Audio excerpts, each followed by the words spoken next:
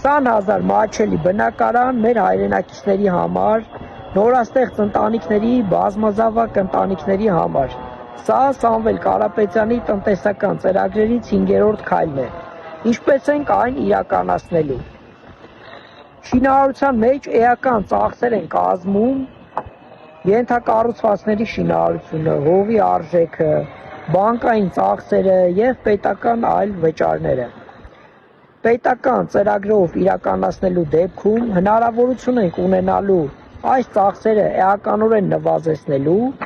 եւ տարաժամկետ սկզբունքով մեր հայրենակիցները հնարավորություն են ունենալու ձեռք բերել բնակարան։ Այսինքն ձեր վարձի գումարի փոխարեն դուք վճարելու եք ձեր բնակարանի արժեքը։ Ուժեղ Հայաստան ունենալու ենք, սիրելի հայրենակիցներ, հունիսի 8-ից, երբ ունենանք ուժեղ վարչապետ Սամվել Կարապետյանի գլխավորությամբ։ Ուժեղ Հայաստան, ազատ ու հզոր, խաղաղ ու կայուն է քո ապագան։